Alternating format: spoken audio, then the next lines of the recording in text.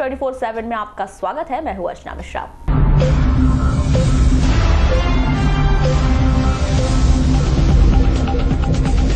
सगी बहन के साथ बलात्कार कर हत्या करने वाले भाई को आजीवन कारावास की सजा। मामला वारासिवनी क्षेत्र का।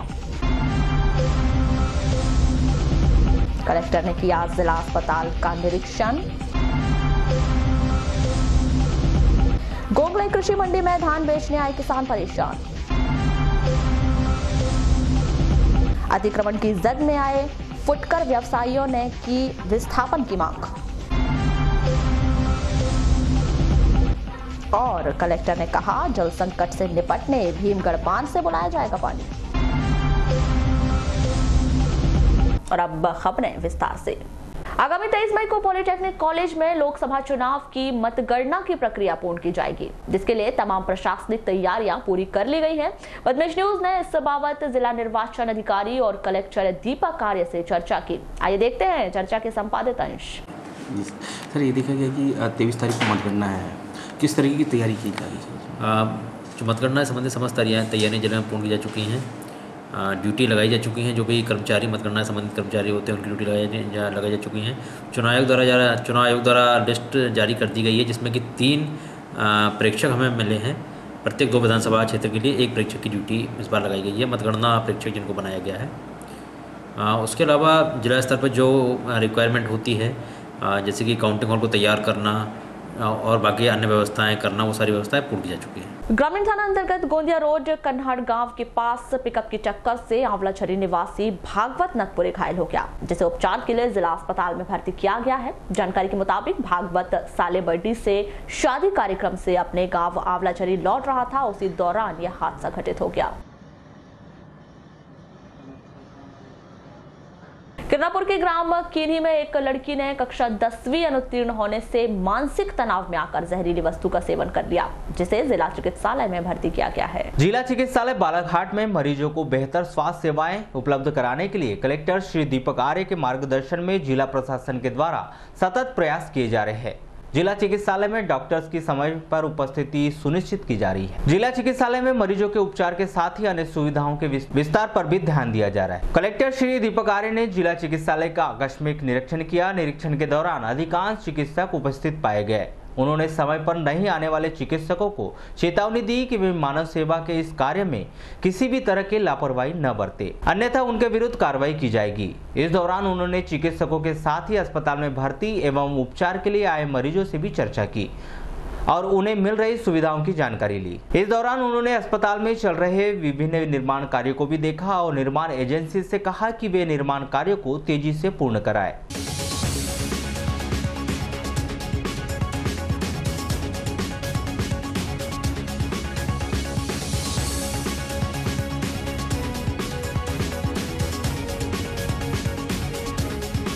अन्नदाता कहे जाने वाला किसान, जो अपना खून पसीना बहाकर अनाज पैदा करता है और जब अपनी उपज को बेचने की बारी आती है तो वह शासकीय कर्मचारियों और व्यापारियों पर आश्रित हो जाता है, जो उनका शोषण करते हैं और मेहनत से कम कीमत किसान को देते हैं। वर्षों से किसान अपनी इस दुर्दशा पर आंसू बहा रहा है। ऐसा ही कुछ मामला गोंगलई मंडी का है, जहां किसान को अपनी उपज का समर्थन मूल्य तक नहीं मिल पा रहा है। अपनी उपज बेचने आए किसान दुर्जन सिंह ने बताया कि उनकी धान को व्यापारियों ने कम दाम में खरीदा है। कब से हैं? सोमवार से हैं। तो अभी तक बिकी कि नहीं बिकी? बिक गई है पर भर के नहीं हुई है। क्यों? तो आप लोग जगवाली कर रहे हैं अभी? क्यों? यहाँ पे चौकीदार की व्यवस्था है, पर चौकीदार अंदर सोता है। तो क्यों नहीं उठी धान आप लोग की अब तक? कल हुई पूरी धान की। हाँ, हमाल समस्या तो हमाल की यहाँ पे। तो आपने बताया नहीं कि यहाँ के मंडी सचिव को? रोज ही चिल्ला रहे हैं यहाँ हमारे सब लोग। फिर भी नहीं हो रहा है? नहीं हो रहा है। सही रेट में गई कि नहीं? सही रेट में गई कि नहीं? अब उसको मालूम ही समझो, अब सही गलत है वो तो। 14 के अंदर में गई था। ये तो पिछले साल 14.5 तक बिकी थी। कौन सी धान लेकर के आए थे? 1000 का। 1000 का। क्या रेट मिलना था उसका? 14.5-15 मिलना था। तो 1400 मिल गया? नहीं, अंदर ही गया 14। अंदर ही गया। कम क्यों मिल रही है रेट? ये अब व्यापारियों की वजह से। वहीं कोंगलई से आए किसान गणेश पटले ने बताया कि समर्थन मूल्य शासन द्वारा 1750 रुपए निर्धारित किया गया है, लेकिन व्यापारी 1300 से 1350 रुपए तक ही खरीदने कहते हैं। तो यहाँ पे कितना रेट मिलना चाहिए था आपको? यहाँ पे तो 1400 के ऊपर ही जाना चाहिए सरकारी रेट? सरकारी, क्योंकि जब अपन जब सोडे की बोरी एक लेते हैं 50 किलो की, तो वो सीधा 1400 रुपये में अपन ने खरीदी करते हैं, और हम 100 किलो धान दे रहे हैं तो उसका सिर्फ मात्र हमको 1350 रुपये मिल रहा है। मगर क्यों यहाँ पे क्यों कम धान में ये? उन्हीं की वही है, वही राजा वही मालिक है, हमारी तो चलती ही नहीं। तो ये रबी की फसल के? हाँ, रबी की फसल। हाँ। क्या हमेशा रबी की फसल में ऐसे ही करते हैं क्या? ऐसे ही होता है, हर साल ऐसे ही होता है। जैसे धान ज़्यादा आएगी तो रेट दबा देंगे, जैसे धान कम हुई तो वो रेट को थोड़ा सा बढ़ा देते हैं। तो क्या मांग करना चाहते हैं शासन प्रशासन से? क्या मंडी समितियों में ही धान खरीदी होना चाहिए या मंडियों में? मंडी में तो होती है, और जैसे बरसात ये आती है तो उस समय में सोसाइटी खरीदी करती है, तो हम भी चाहते हैं कि सोसाइटी इसी भी धान को ऐसे ही खरीदे, तो जब हमको रेट मिलेगा रबी की फसल को भी, रबी को भी खरीदना। जनपद पंचायत बालाघाट के उपाध्यक्ष जुगल बम्बूरे का कहना है कि उन्होंने 4 दिनों से अपनी उपज बेचने मंडी लाए हैं, लेकिन उपज का उचित मूल्य नहीं मिल पा रहा है। इसके लिए उन्होंने मंडी सचिव को जिम्मेदार ठहराते हुए उनके निलंबन की मांग की है। कि हम लगातार 3 दिनों से किसान की लड़ाई लड़ रहे हैं। यहाँ पर एसडीएम साहब आए, तहसीलदार साहब आए, हाँ, व्यापारियों से भी बात हुई, हमसे भी बात हुई, किसान साथियों से भी बात हुई।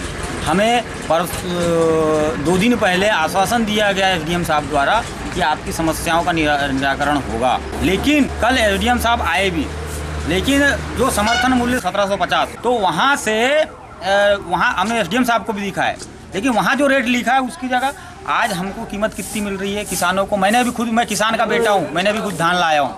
मैं किसान का बेटा होने के कारण अपने किसान भाइयों को दर्द बड़े भली बात समझ सकता हूँ। अच्छा, किसकी गलती लग रही है आपको पूरी इसमें?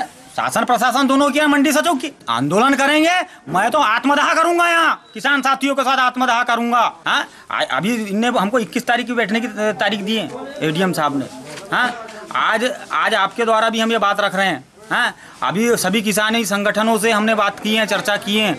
अब उनके साथ मिलकर आंदोलन करेंगे, और मैं खुद और मेरे किसान साथी आत्मदाह करेंगे। और एक चीज़ बता दूं, यहाँ हमारे लोग की भी समस्या है। हमारे लोग की समस्या इसलिए है कि उनको साल भर काम नहीं मिलता है, अब वो बेचारे कहीं ना कहीं जाके। वहीं लामटा अतरी के पूर्व सरपंच ईश्वर दयाल राहंगडाले उर्फ भूरा पटेल ने बताया कि वो 60 किलोमीटर दूर से अपनी उपज बेचने आए हैं, लेकिन धान नहीं बिक रही है। मैं धान लेके आया हूँ यहाँ पे।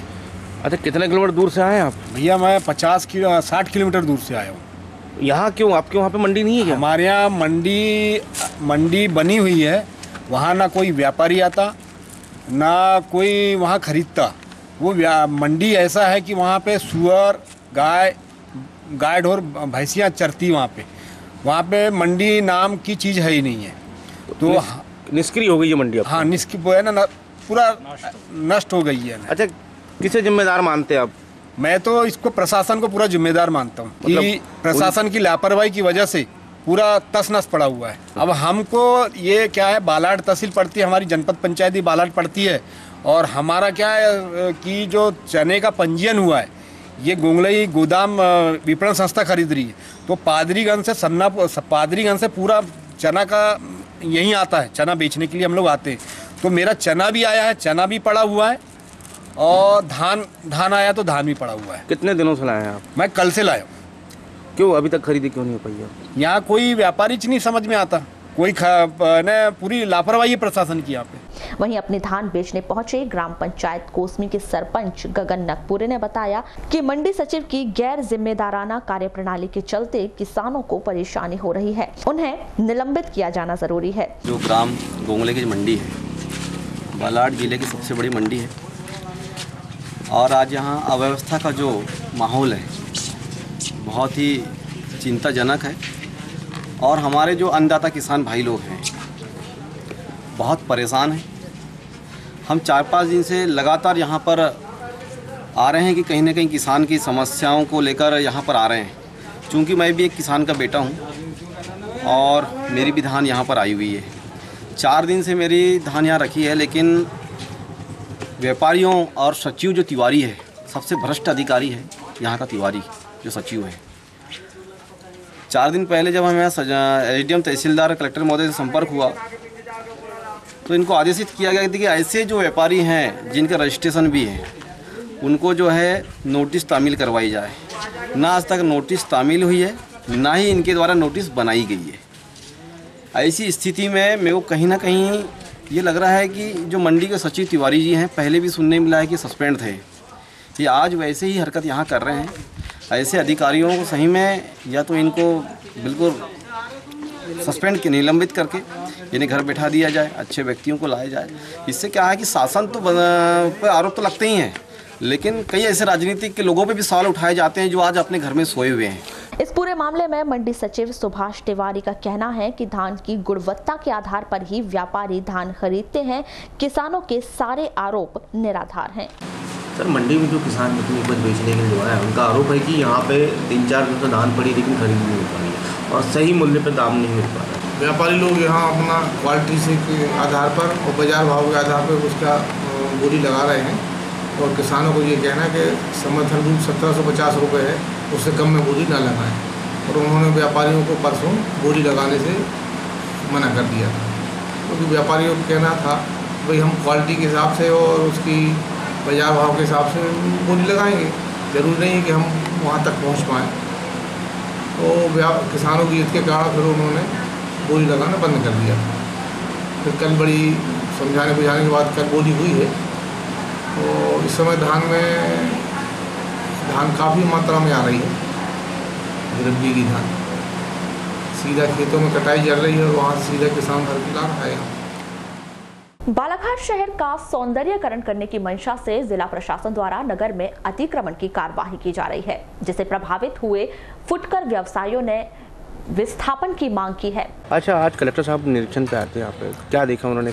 यहाँ क्या बसें खड़ी रहती है, सुबह लगा आते हैं बस, रात में यहाँ बस लगा खड़े कर धोते हैं, दुकानें नहीं खुलती सुबह, इनकी वजह से परेशानी है। दूसरी चीज़ यहाँ धूल धड़का बहुत है और बरसात में अब क्या होता कंडीशन क्या मालूम। तो आपने बताया कि कलेक्टर साहब को सारी चीज़ें? नहीं, अभी कलेक्टर साहब को बताया नहीं इसी व्यवस्था में, तो खुद करता हूँ बोले मैं व्यवस्था। लाइट की व्यवस्था तो कल करवा दी है खंबे उम्बे में, उन्हें बोले पानी वानी की व्यवस्था करवा देता। तो जगह पर्याप्त है कि नहीं आप लोग के लिए? नहीं, अभी तो बोले नहीं है पर्याप्त है करके। नहीं, फिर भी जैसे आप लोग का जहाँ दुकान है उसकी अपेक्षा ये ठीक है क्या? हाँ, ये ठीक है, बस यहाँ थोड़ी ये बरसात की दिक्कत जाएगी। अच्छा, कुछ परेशानी है उसको सॉल्व करना चाहिए बस। हाँ। कहाँ थी पहले दुकान आपकी? पहले दुकान मेरी थी उपभोक्ता फोरम के सामने में, बस स्टैंड में।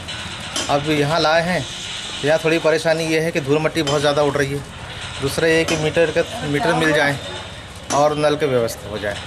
और क्या चीज़ की कमी लग रही है? जैसे आप लोग काफ़ी सुविधा हो, बरसात का भी समय आने वाला है, तो उसके हिसाब से थोड़ा सा यहाँ कंक्रीट हो जाए।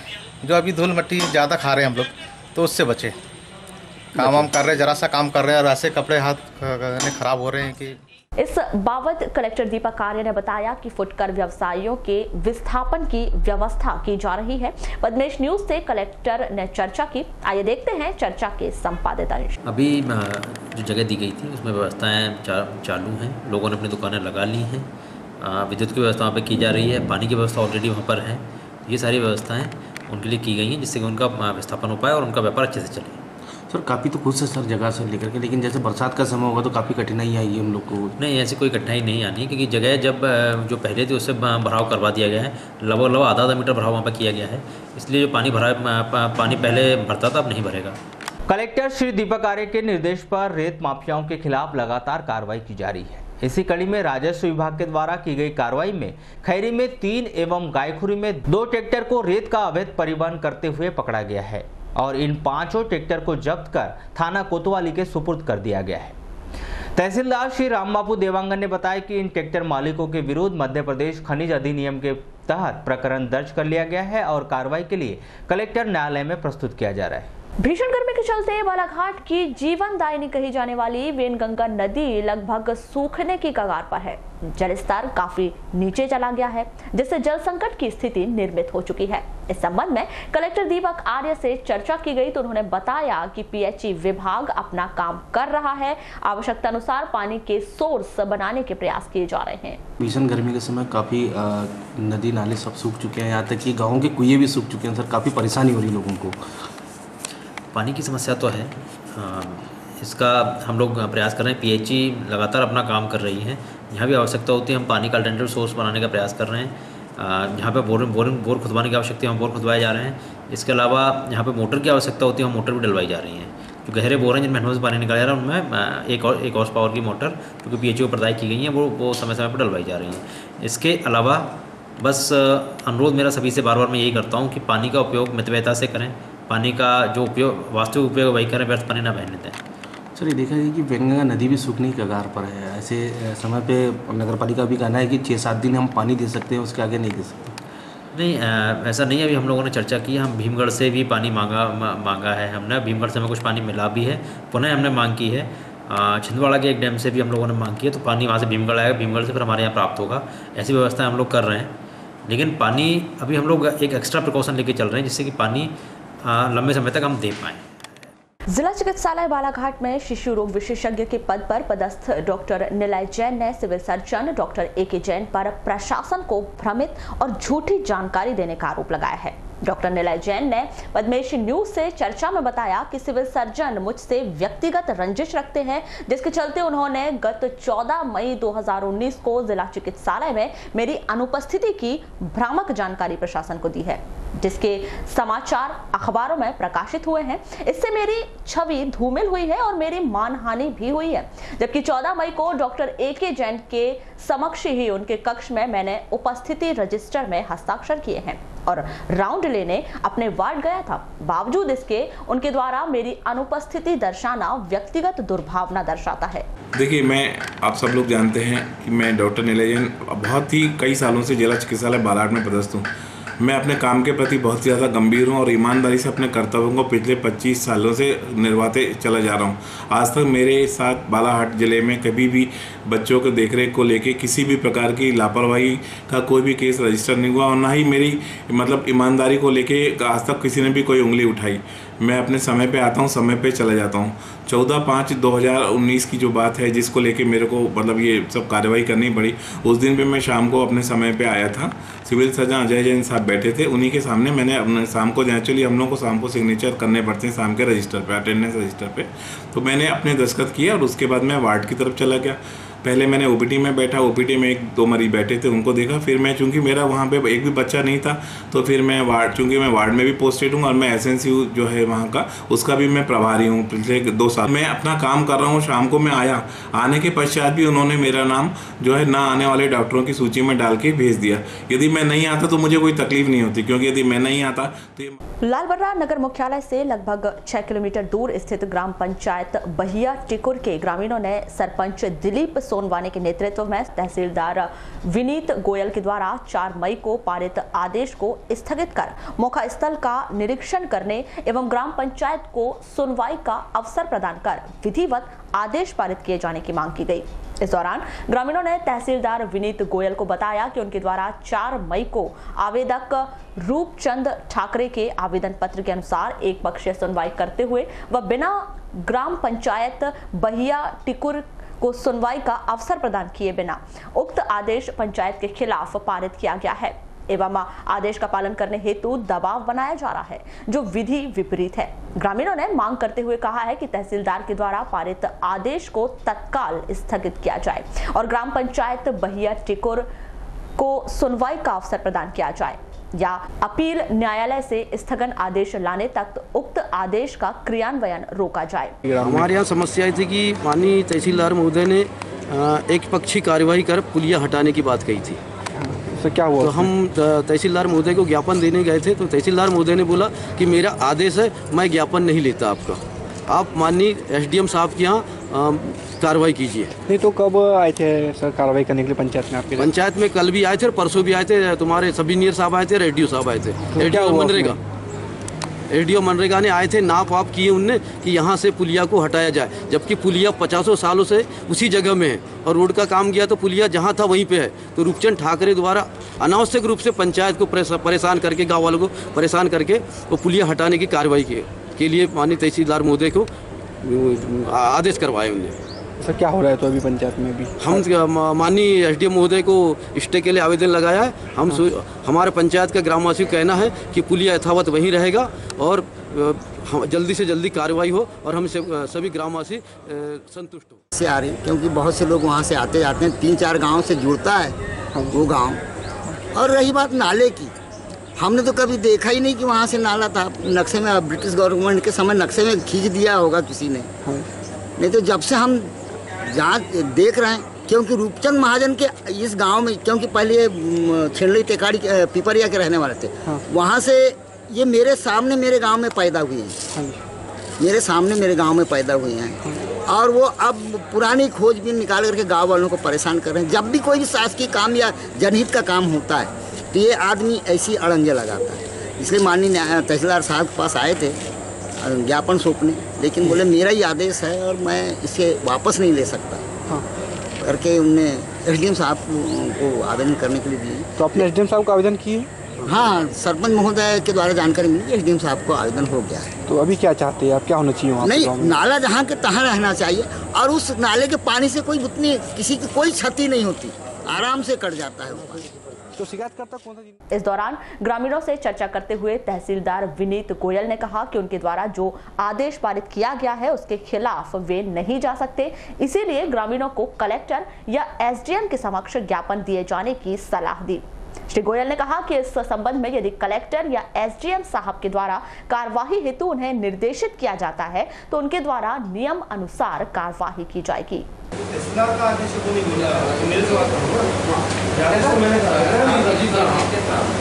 एक पक्षी कार्रवाई हुई ना सर, सरपंच को बुलाया गया पक्ष रखने के लिए, सरपंच को मामला पंचायत का सरपंच को बुलाना चाहिए।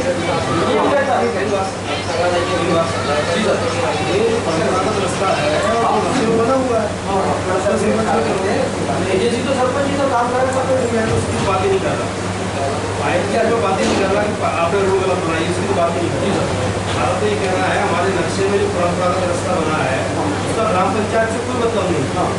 ग्राम पंचायत हो, नगर निगम हो, उससे रास्ते का कोई मतलब थोड़ी है, नक्शे में बना होगा, वो तो वैसा का वैसा होएगा ना कि सरपंच के कहने से नाले का रास्ता बदल देंगे। लालबर्रा नगर मुख्यालय से गुजरे राज्य मार्ग क्रमांक 26 में बार बार निर्मित हो रही ट्रैफिक जाम की स्थिति से निपटने के लिए जिला प्रशासन के निर्देश पर तहसीलदार विनीत गोयल के नेतृत्व में राजस्व अमले के द्वारा 14 मई को बस स्टैंड व राज्य मार्ग में अतिक्रमण विरोधी मुहिम चलाई गई, जिससे ऐसा प्रतीत हो रहा था कि अब बार बार निर्मित हो रही जाम की समस्या से निजात मिलेगी। लेकिन अतिक्रमण विरोधी मुहिम समाप्त होने के बाद भी अव्यवस्थाओं में सुधार नहीं आया है। अतिक्रमण कार्यवाही के पश्चात 15 मई को पद्मेश की टीम ने नगर मुख्यालय से होकर गुजरे राज्य मार्ग क्रमांक 26 का जायजा लिया तो पाया कि हर 10-15 मिनट में ट्रैफिक जाम की स्थिति निर्मित हो रही है। सड़क के आसपास का अतिक्रमण हटने के बाद खाली जगह पर सड़क के दोनों ओर बेतरतीब ढंग से साइकिल, मोटरसाइकिल व चौपहिया वाहन खड़े थे, जिसके कारण मार्ग से गुजरने वाले वाहनों को आगे निकलने में समस्या हो रही थी। हम आपको बता दें कि अतिक्रमण हटने के बाद मार्ग की चौड़ाई तो काफी बढ़ गई है, लेकिन खरीदारी हेतु पहुंचने वाले लोगों के द्वारा खाली जगह देखकर अपनी मोटरसाइकिलें व चौपहिया वाहन को बेतरतीब ढंग से खड़ा किया जा रहा है, जिसकी वजह से व्यवस्था में कोई सुधार नहीं हो पा रहा है। इस संबंध में जागरूक लोगों का कहना है कि जब तक पुलिस विभाग के द्वारा कार्यवाही में पूर्ण सहयोग नहीं दिया जाएगा तब तक यातायात का सुलभ होना संभव नहीं है। राज्य मार्ग की पटरी पर वाहन खड़ा करने वाले लोगों पर चालानी कार्यवाही किए जाने की मांग अनेकों बार की गई है, लेकिन कोई प्रभावी कार्यवाही न होने के कारण लोगों के हौसले बुलंद हैं। यदि भविष्य में भी इसी प्रकार होता रहा तो अतिक्रमण हटाने में कोई सकारात्मक परिणाम नहीं मिलेंगे।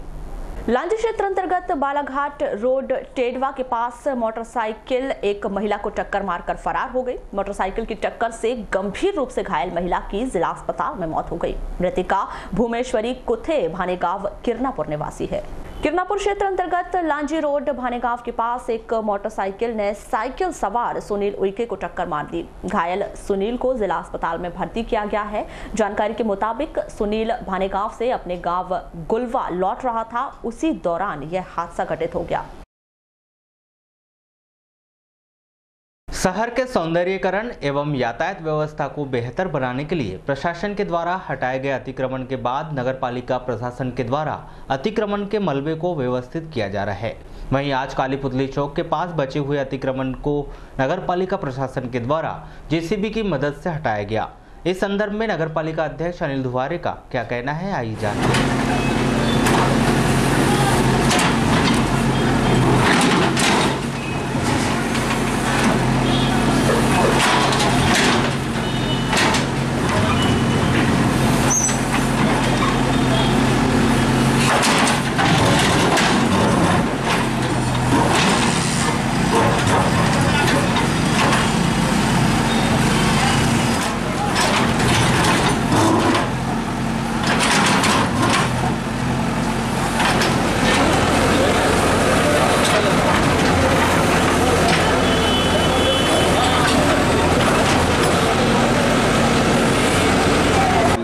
पालिका मलबा उठा रही है, साफ सफाई करवा रही है, इसमें कहीं कोई आप क्या है इकट्ठे हम पूरा साफ कर देंगे तो लोग फिर से आके वहाँ बैठ जाएंगे। नहीं, काफ़ी जगह ऐसा देखा जा रहा है कि फिर से बैठ रहे हैं। नहीं, उनको फिर से बैठ रहे हैं, उनको हम फाइन लगा रहे हैं और कलेक्टर साहब का आदेश है कि उनको तत्काल फाइन लगाओ और फिर से जो बैठते हैं उनको फिर से उठाओ।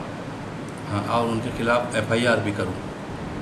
अच्छा भैया, जैसे चौपाटी 15 दिनों के भीतर बनाए जाने के कलेक्टर ने निर्देश दिए, तो उसमें कोई कार्रवाई चल रही है? कार्रवाई चल रही है, वहाँ पे वारन भर रहे हैं। और जैसे हमने वहाँ पे वारन भर के रखे कहाँ स्टेडियम के पास में।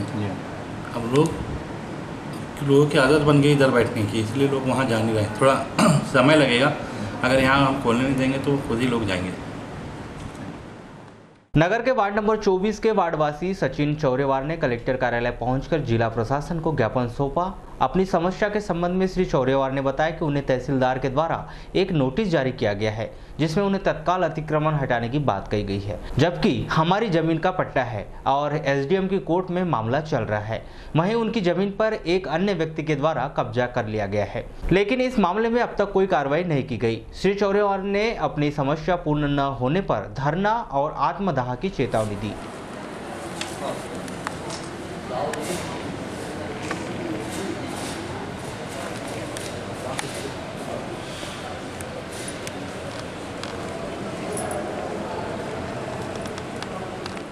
कार्रवाई निष्पक्षता से नहीं की गई है। कार्रवाई में भेदभाव किया गया है, जिसमें तो उसके पक्ष में पूरा केस डाल दिया गया है। उसके बाद ना कि किसी तरह का पट्टा है, ना किसी तरह का भूमि। क्या नाम है उसका जिसका? राजू बोस करके नाम है, वो कांग्रेस जिला कांग्रेस। अच्छा, ये बताएं, ये जो स्थिति बनी कब से है? यह स्थिति 11वें महीने से विधानसभा चुनाव से है। अच्छा, क्यों हटवाना चाह रहे हैं आप? वो हमें तो हमारे ज़मीन के ऊपर कब्जा कर रहे हैं। कितनी ज़मीन है आपकी? कितना पट्टा है आपका? 14/30 का पट्टा है, जिसमें हमारी 1 फीट के ऊपर कब्जा कर रहा है, जिसके पर हम खड़े हो रहे हैं कि हमारे हक के लिए हम लड़ रहे हैं। अच्छा, ये बताएं, जो अभी आदेश जारी हुआ है हटाने का अतिक्रमण, कितनी ज़मीन जारी है उसमें आपकी? हमारी 6 इंच जारी है। हमारी 6 इंच जारी है, और आगे अगर बढ़ता है मकान तो रात दीवार उठा लिया, नगर पालिका वाले ने मना कर दिया। तो यानी जो 6 इंच आपका जो है वही अतिक्रमण में जा रहा है कि पूरा अतिक्रमण में जा रहा है? वो आदेश के अनुसार तो हमारा 1 फीट जाती है। अगर बढ़ता है वो, तो हमारे पट्टे की ज़मीन 1 फीट जाएंगी, और जैसे तभी जहाँ तक आई है दीवार, वहाँ से 6 इंच तपते आ रही है। और जैसे जैसे आगे बढ़ेंगे वैसे वैसे मकान रेंज में होने के कारण जैसे जैसे आगे बढ़ेगा वो तो ज़मीन बढ़ते जाएंगी। और सभी के मकान काफ़ी आप परेशान हो गए हैं। अब अगर आपकी सुनवाई नहीं हुई तो क्या करेंगे? अगर आज हम 7वीं बार यहाँ पे कलेक्टर ऑफिस में खड़े हुए हैं।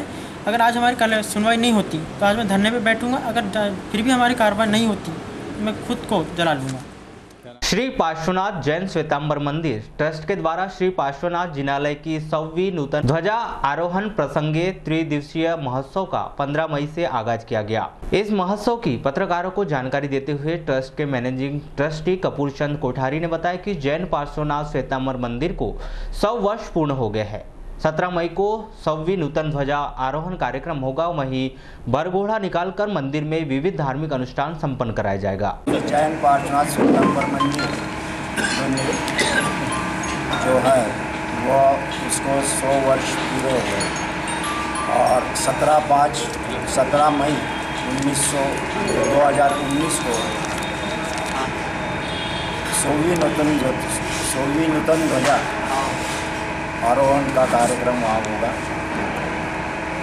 इस कार्यक्रम को 3 दिवस मनाया जा रहा है।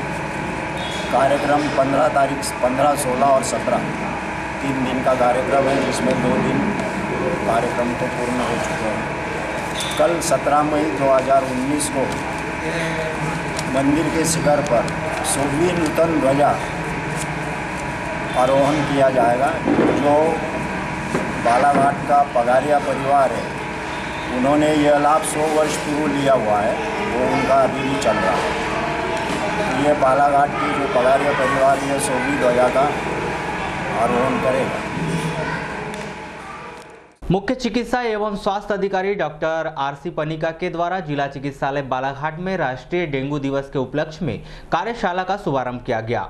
मुख्य चिकित्सा एवं स्वास्थ्य अधिकारी डॉक्टर आरसी पनिका ने सभी प्रतिभागियों को डेंगू एवं मलेरिया के बचाव, जांच एवं चिकित्सा के बारे में जानकारी दी। एम्बेड प्रोजेक्ट के जिला समन्वयक के द्वारा एडिस मच्छर के जीवन चक्र, एडिस मच्छर की पहचान एवं डेंगू की चिकित्सा के बारे में विस्तार से चर्चा की। प्रजापिता ब्रह्म कुमारी ईश्वरीय विश्वविद्यालय बालाघाट में गुरुवार को मीडिया कार्यशाला का आयोजन किया गया। स्वर्णिम समाज के विकास में मीडिया की अहम भूमिका नामक विषय पर आयोजित इस कार्यशाला में माखनलाल विश्वविद्यालय के पूर्व एचओडी व वरिष्ठ पत्रकार प्रोफेसर कमल दीक्षित, बीके नारायण और ओम शांति संस्था की माधुरी बहन ने समाज की दशा और दिशा बदलने के लिए सकारात्मक मीडिया की भूमिका, मीडिया के योगदान और मीडिया के उपयोग पर बारी-बारी से अपने विचार व्यक्त किए।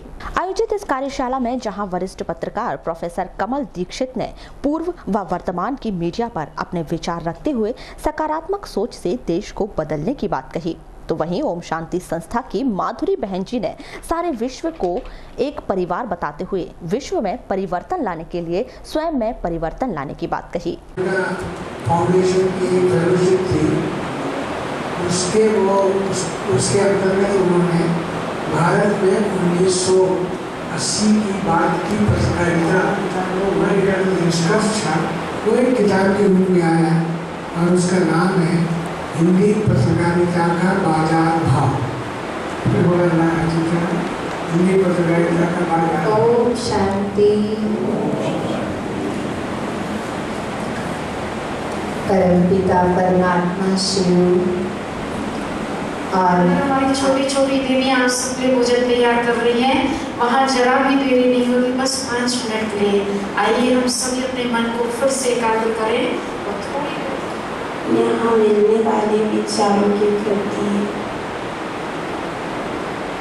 हम एकाग्र करते हैं। विचार की सामान्य तौर पर जो उसका जो कंटेंट है, वो कंटेंट जो है सामान्य तौर पर सामान्य व्यक्ति के बजाय वो उन लोगों के साथ है जो पावर प्ले के खेल में ज़्यादा कुशल, तो सत्ता को हिलाने डुलाने या सत्ता को बदलाव करने में पीछे से सामने से नहीं बल्कि पीछे से जो समझते हैं कि सत्ता को अपने इरादों के आधार पर बदल सकते हैं, ऐसे लोग। ये जो निष्कर्ष थे उनके, ये जवाहरलाल नेहरू ने कहा था और उन्होंने कहा था कि ये पत्रकारिता अब आने वाली पत्रकारिता इससे भी ज़्यादा और आगे बढ़ती हुई दिखाई देती है। मित्रों, उसके बाद और मुझे लगता है कि जवाहरलाल नेहरू खैरलांदी क्षेत्र के ग्राम पंचायत खैरी के गोसाई टोला के निवासी रविंद्र बनोटे को अपनी सगी नाबालिग बहन के साथ बलात्कार कर उसकी हत्या के आरोप में प्रथम अपर जिला सत्र न्यायाधीश कमल सनोडिया की अदालत ने रविंद्र बनोटे को आजीवन कारावास की सजा सुनाई है। इस मामले में अधिवक्ता जाकिर हुसैन ने निर्णय की सराहना की है। वहीं शासकीय अधिवक्ता अनूप चौबे ने इस मामले की पैरवी की थी, जिससे उन्हें सफलता मिली है।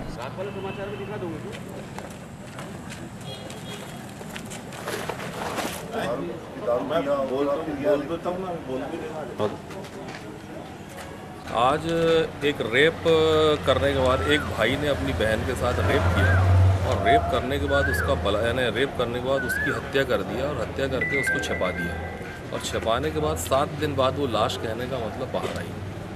तो ऐसे जघन हत्याकांड को लेकर आज जो निर्णय पारित किया गया है वो आज यानी बड़ा सराहनीय है और न्यायप्रिय है। यानी लोगों को इस बात का कहने का मतलब, इस बात की खुशी है कि न्याय ज़िंदा है और आज यानी जुडिशरी में कहने का मतलब न्याय को देने वाले लोग भी ज़िंदा हैं। और इसमें कहने का हमारे जो शासकीय अधिवक्ता जो एजीपी श्री अनूप चौबे जो हैं, उन्होंने कहने का मतलब इतना भरसक प्रयास किया शासन की ओर से, अभियोजन पक्ष की ओर से अपनी बातों को यानी कहना अपनी दलीलों को। आज एक रविंद्र खैरी का लड़का था और उसने अपने बहन के साथ उसे पिंड के पार ले जाता हूँ ऐसा कहकर लेकर गया और खैरी के पास तालाब है, डिब्बा तालाब, वहाँ ले जाकर अपनी सगी बहन के साथ रेप किया। और रेप करने के बाद 17 साल की बच्ची थी और रेप करने के बाद उसका चाकू उसके पेट में और सीने में उसको चाकू से वार किया और दुपट्टे से उसका गला घोंट कर उसकी हत्या कर दिया। तो 376 नाबालिग लड़की थी, इसलिए लैंगिक अपराधों से बालकों का संरक्षण अधिनियम 2012 जो है उसकी धारा 5N और 6 में सजा हुई है और धारा 302 में भी सजा हुई है। वारासिवनी थाना के अंतर्गत आने वाले ग्राम कासपुर निवासी रमेश बाघाड़े और राहुल नेवारे को नाबालिग युवती के साथ छेड़छाड़ करने के आरोप में गिरफ्तार किया गया है। गिरफ्तार युवक को न्यायालय में पेश कर उप जेल भिजवा दिया गया है। आइए देखते हैं इस मामले में वारासिवनी थाना प्रभारी कमल निगवाल क्या कहते हैं।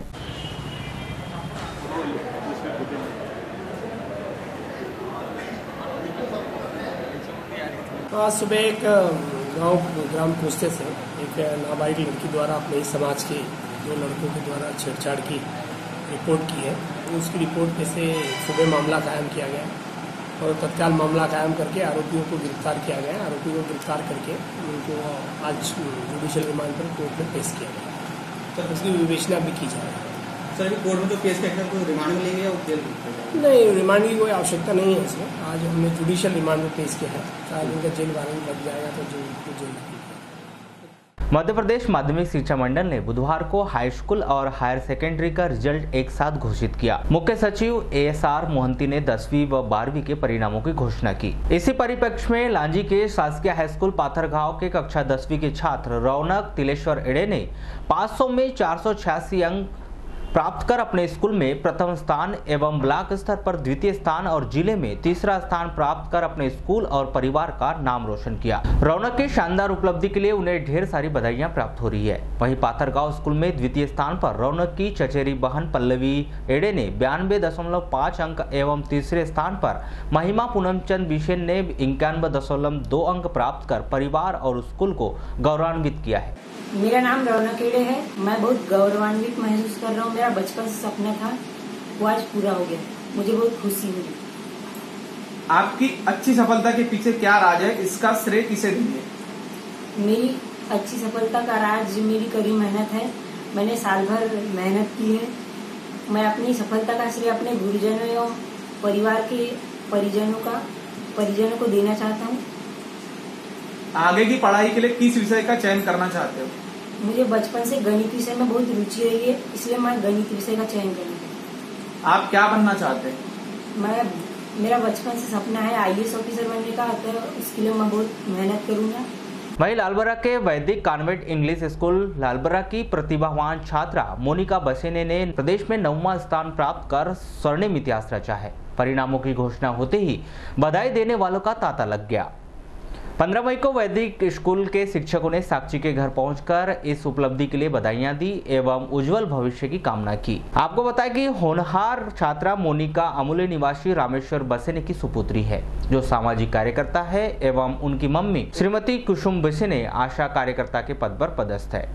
मोनिका ने 10वीं बोर्ड परीक्षा में अंग्रेजी माध्यम से कुल 500 अंकों में से 490 अंक अर्जित किए हैं, जिसमें सभी विषयों में विशेष योग्यता के साथ अंग्रेजी में 95, हिंदी में 96, संस्कृत में 100, गणित में 100, विज्ञान में 97 एवं सामाजिक विज्ञान में 97 अंक मिले हैं। मुझे बहुत ज़्यादा अच्छा लग रहा है। मेरी फैमिली भी मुझ पर बहुत ज़्यादा गर्व महसूस कर रही है। मेरे पापा का सपना था तो मैंने उसे पूरा करा। मुझे बहुत ही ज़्यादा अच्छा लगा। कि कैसे आपको जानकारी मिली कि आपका 9वां स्थान लगा है?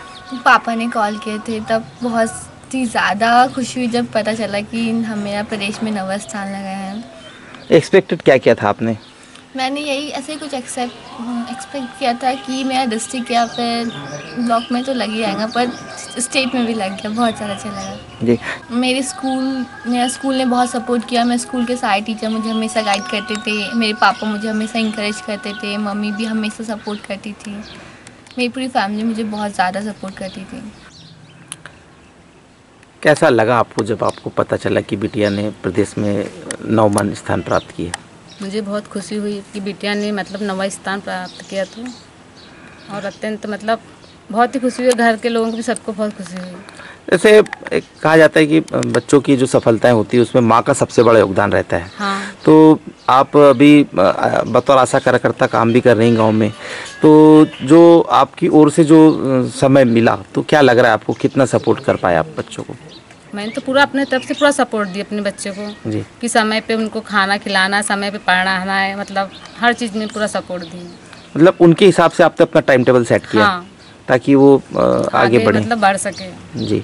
तो अभी और मतलब क्या इच्छाएं हैं आपकी बच्चों को लेकर, ये कैसे आप? यही कि बच्चे के ऊपर डिपेंड करता है और आगे मतलब अच्छे और पढ़ सके, मतलब अच्छे कोई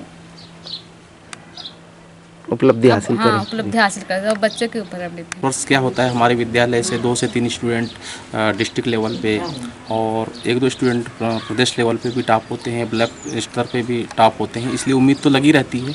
और जैसे हमने ब्लॉक प्रदेश टॉप 10 की सूची देखा और उसमें 90 नंबर पर मोनिका बसेने, डॉटर ऑफ रामेश्वर बसेने को देखा तो बहुत ज़्यादा खुशी हुई, जिसने 98% मार्क प्राप्त कर विद्यालय का नाम और अपने माता पिता का नाम गौरव से रोशन किया। जी। और क्या एक्सपेक्टेशन था ऐसा कुछ, मतलब? हमारे स्कूल में क्या है, समय समय पर हम लोग बोर्ड के जो बच्चे होते हैं प्रदेश स्तर पर या ब्लॉक स्तर पर, वो टॉप लाने के लिए जो मॉडल पेपर्स होते हैं, जो उत्तर पुस्तिकाएँ होती हैं, उनको समय समय पर उस टाइप का अध्ययन करवाते हैं और लिखने के लिए किस टाइप से बोर्ड परीक्षाओं के आंसर लिखे जाते हैं। मोनिका के पिता रामेश्वर बसेने ने इस उपलब्धि पर हर्ष व्यक्त करते हुए कहा कि मेरी बिटिया की सफलता से वैदिक स्कूल सहित पूरे लालबरा का नाम रोशन हुआ है। कैसा लग रहा है आपको, आपकी बेटी की जो उपलब्धि मिली है उसको?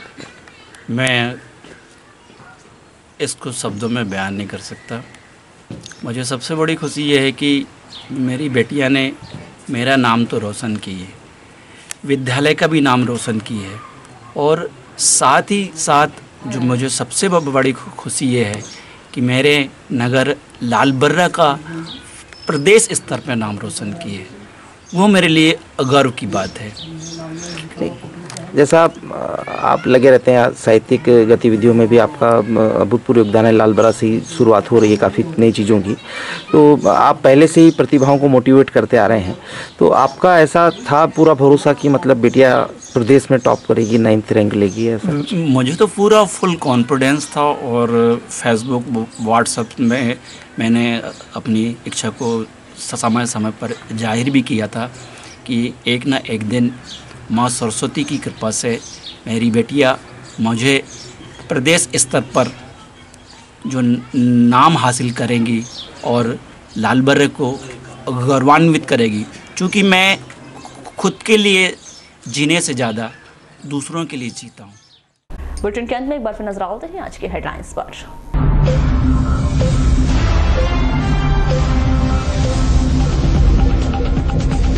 सगी बहन के साथ बलात्कार कर हत्या करने वाले भाई को आजीवन कारावास की सजा, मामला वारा सिवनी क्षेत्र का। कलेक्टर ने किया जिला अस्पताल का निरीक्षण। गोगलई कृषि मंडी में धान बेचने आए किसान परेशान। अतिक्रमण की जद में आए फुटकर व्यवसायियों ने की विस्थापन की मांग। और कलेक्टर ने कहा जल संकट से निपटने भीमगढ़ बांध से बुलाया जाएगा पानी। तो ये थे अब तक की खास खबरें। अगले न्यूज बुलेटिन के साथ फिर मुलाकात होगी, तब तक के लिए नमस्कार।